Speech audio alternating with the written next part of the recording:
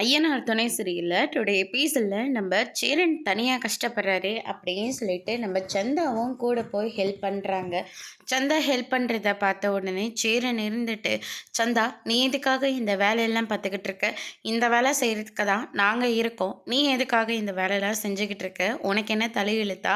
நீ எந்த வேலையும் செய்யக்கூடாது. சாப்பாடை இந்த வெயிலை எடுத்துகிட்டு வரதே எங்களால் தாங்கிக்க முடியல. நெத்தியெல்லாம் பாரு எவ்வளோ வேர்வை வருதுன்னு. இங்கே பாரு சந்தா, போய் நிழல்ல உட்கார வழியே பாரு, கையை நீட்டு முதல்ல. கையில் பாரு எவ்வளோ மண் இருக்குன்னு. போய் முதல்ல கையை கழுவிக்கிட்டு போயிட்டு நிழல்ல அமைதியாக உட்காரு.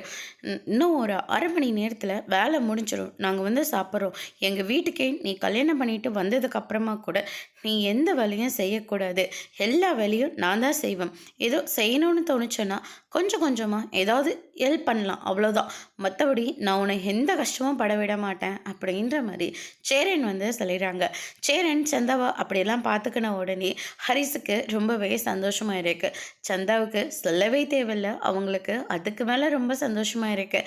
அதுக்கு அடுத்ததாக வந்து பார்த்திங்கன்னா நிலாவும் சோழனும் நம்ம திவ்யா சொன்னாங்க அப்படின்னு சொல்லிட்டு பால் காய்ச்சறதுக்காக புது ஆஃபீஸ்க்கு கிளம்பி போகிறாங்க.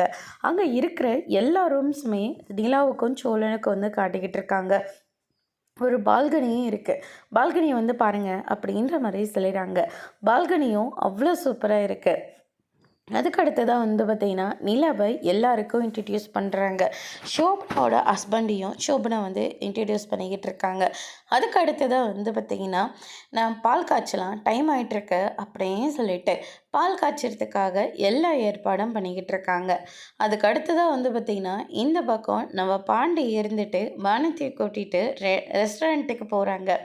அதுக்கு அடுத்ததாக வானத்தை நான் ரொம்பவே சந்தோஷமாக இருக்கேன். ஏன்னா இதெல்லாம் நடக்குமா நடக்காதான்னு நான் ரொம்ப ஏங்கிட்டு இருந்தேன்.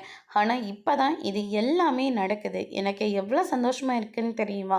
அவ்வளோ சந்தோஷமாக நான் இருக்கேன் அப்படின்ற மாதிரி நம்ம வானத்தை வந்து சொல்லிக்கிட்டு இருக்காங்க. ஆமாம், இவ்வளோத்தையுமா நீ ஆர்டர் பண்ண? ஆமாம், இது கம்மி தான். என்ன இது கம்மியா? ஆமாம்மா, நீ கூட இருக்கிற போது எனக்கு என்ன கவலை, இது கம்மி தானே அப்படின்ற மாதிரி சொல்லிடுறாங்க. ஆமாம்மா, இது ரொம்ப கம்மி தான் அப்படின்னு சொல்லிட்டு நம்ம வானத்தையும் வந்து சொல்லிக்கிட்டு இருக்காங்க.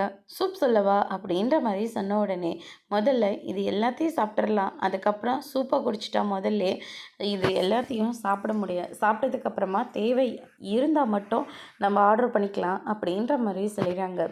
ஆமாம், நானே கேட்கணும்னு நினச்சிக்கிட்டே இருந்தேன். என்ன திடீர்னு கடைக்கு வர சொன்னேன். நானே கோவமாக தான் வந்தேன். வந்த உடனே வெளியே போகலாமான்னு கேட்ட உடனே எனக்கு ரொம்ப ஷாக்கிங்காக இருந்தது. சரின்னு சொல்லிட்டு நானும் உங்க கூட கோயிலுக்கெல்லாம் வந்தேன்.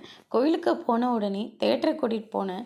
அதுக்கு வந்ததுக்கப்புறமா என்னை ஐஸ்கிரீம் கடைக்கு கூட்டிகிட்டு போனேன். இப்போ என்னடானா ரெஸ்டாரண்ட்டுக்கு கூட்டிகிட்டு வந்திருக்கேன்.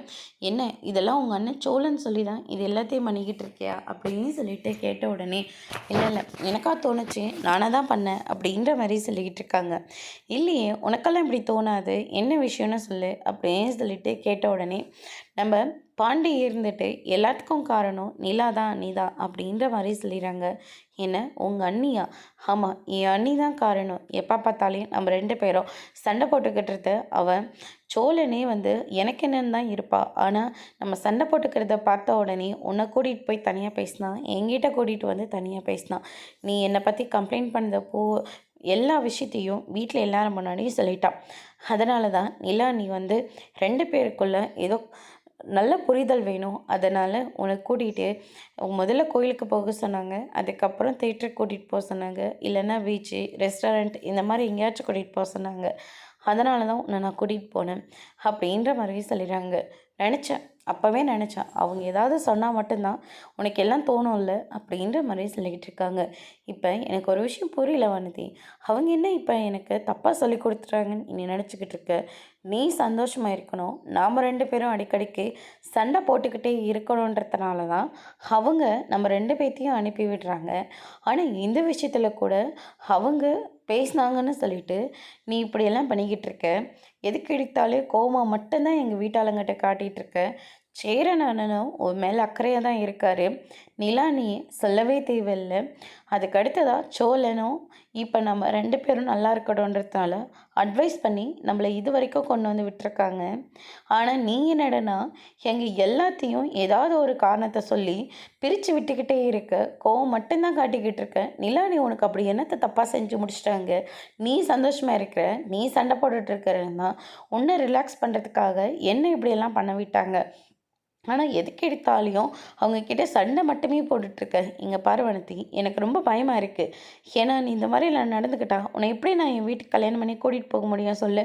அங்கே போனாலும் ஏதாவது ஒரு பிரச்சனையை பண்ணிக்கிட்டே இருப்ப தானே அப்படின்ற மாதிரி சொல்லிகிட்டு இருக்காங்க. அதுக்கு அடுத்ததான் எங்கள் வீடு எப்படி எப்படியோ இருந்துச்சு, ஆனால் இப்போ ஒரு நல்ல நிலைமையில் இருக்கேன்னா அதுக்கு காரணம் ஒரு விதத்தில் நிலா, நீ தான் காரணம். உனக்கு பிடிக்கலன்றதுக்காக எல்லாரையும் இப்படி சண்டை போட்டுக்கிட்டே இருக்க முடியுமா அப்படின்ற மாதிரி பாண்டி வந்து சொல்லிக்கிட்டு இருக்காங்க. உனக்கு அதை நினச்சி ரொம்ப கவலையாக இருக்கா? பின்ன கவலைப்படாமல் வேற என்ன வானத்தை பண்ண சொல்கிற அப்படின்னு சொல்லிட்டு பாண்டி வந்து வானத்திக்கு புரியும்படியும் எடுத்து சொல்லிக்கிட்டு இருக்காங்க. சரி விடு, இனிமேல் நான் அந்த மாதிரிலாம் பேச மாட்டேன், விட்டுரு பாண்டி அப்படின்ற மாதிரி சொல்லி பாண்டியை ஓரளவுக்கு சமாதானம் பண்ணி விட்டுறாங்க. அதுக்கு அடுத்ததாக சோபனாவோட ஹஸ்பண்ட் இருந்துட்டு, நல்ல வேலை நினச்ச மாதிரியே பிஸ்னஸும் ஆரம்பிச்சிட்டிங்க, நீங்களும் திவ்யாவும் போட்டு பணத்தை போட்டு இவ்வளோ தூரத்துக்கு கொண்டு வந்துட்டீங்க. ஆனால் நிலா வந்து எந்த ஒரு பட்ஜெட்டுமே போடாமல் இதில் ஷேரிங்கில் எடுத்துக்க போகிறாங்க அப்படின்ற மாதிரி சொல்லிட்டு இருக்காங்க. நிலாவுக்கு ரொம்ப பெரிய அவமானமாக போயிடுது. சோபனா இருந்துட்டு தனியாக கூட்டிகிட்டு போயிட்டு எதுக்காக நிலாவை இப்படியெல்லாம் பேசிக்கிட்டு இருக்கீங்க? நாங்களாக தான் நிலாவை கூப்பிட்டோம். அந்த மாதிரி ஒரு டேலண்டான பர்சனை எங்களால் மிஸ் பண்ண முடியாதுங்க அப்படின்ற மாதிரி சொல்லி புரிய வச்சு நிலா கிட்ட மன்னிப்பு கேட்க சொல்கிறாங்க. இங்கே பாருங்கள் சார், நான் வேண்டான்னு தான் சொன்னேன். திவ்யாவும் அவங்க ஃப்ரெண்டும் சேர்ந்துக்கிட்டு தான் என்னை இதெல்லாம் சேர சொன்னாங்க. நான் வேலை கூட செய்கிறேன்னு தான் சொன்னேன். ஆனால் இல்லை இல்லை, நீ பார்ட்னராகவே இருன்னு அவங்க தான் சொன்னாங்க. என்கிட்ட பணம் இல்லைன்னு சொன்னேன், ஆனால் அவங்க அதை புரிஞ்சுக்கல. அதை தாங்க நானும் சொன்னேன், ஆனால் எல்லாரும் தப்பாக புரிஞ்சுக்கிறாங்க பாருங்கள் அப்படின்ற மாதிரி சொல்லிடுறாங்க. நிலா அதுக்கு அடுத்ததாக சோழன் கிட்டே சொல்லி ரொம்பவே வருத்தப்பட்டு சோழனோட மார்பிளை சாஞ்சி ரொம்பவே ஃபீல் பண்ணி அழுகிறாங்க. நிலா அழுகிறத சோழனால் தாங்கிக்கவே முடியல. அதோடு இன்னைக்கான எபிசோடு முடிச்சிருக்காங்க. இனி ஐயனார் துணையில் அடுத்தடுத்து என்னெல்லாம் நடக்க போகுதுன்றதை வெயிட் பண்ணி பார்க்கலாம். தேங்க்யூ.